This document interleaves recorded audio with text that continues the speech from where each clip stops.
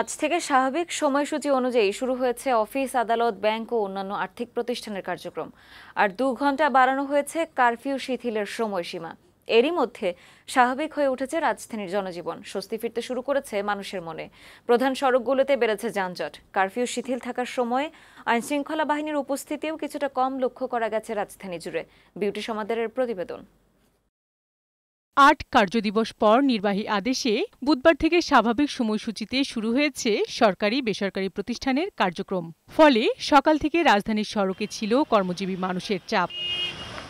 ভয় এবং উৎকণ্ঠা কাটিয়ে অনেকটা নির্বিঘ্নেই কর্মস্থলের পথে ছুটতে দেখা যায় তাদের। রাজধানীর প্রধান সড়কগুলোতে ব্যক্তিগত গাড়ির অনেক চাপ দেখা যায়। তবে গণপরিবহনের সংখ্যা এখনও কম থাকায় বেশ ভোগান্তিতে পড়তে হয়েছে কর্মজীবী মানুষকে। মেট্রো রেল বন্ধ থাকায় রাস্তায় যানজট অনেক বেড়েছে বলেও জানান অনেকে। আগের মতো মনে হচ্ছে, পূর্বের মতো, মানে সমস্যা হওয়ার আগে যেরকম ছিল এরকমই মনে হচ্ছে আজকে, স্বাভাবিক অবস্থা। হ্যাঁ, না তো এমনি সমস্যা হয়নি। মেট্রো রেল বন্ধ হওয়ার কারণে অত্যন্ত ভোগান্তির সর্ব উপরের স্তরে আমরা এখন আছি।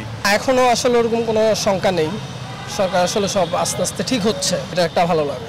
এদিকে 2 ঘন্টা বাড়িয়ে বুধবার রাজধানীতে কারফিউ শিথিল করা হয়েছে রাত 8টা পর্যন্ত।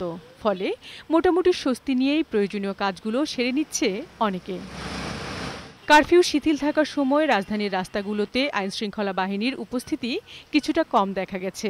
সেনাবাহিনীর সদস্যদের উপস্থিতিও তুলনামূলক কম ছিল। তবে গুরুত্বপূর্ণ স্থাপনাগুলোতে তাদের নজরদারি রয়েছে আগের মতোই। জনজীবন স্বাভাবিক থাকায় আগের তুলনায় স্বস্তি নিয়েই চলাফেরা করতে দেখা গেছে রাজধানীবাসীকে।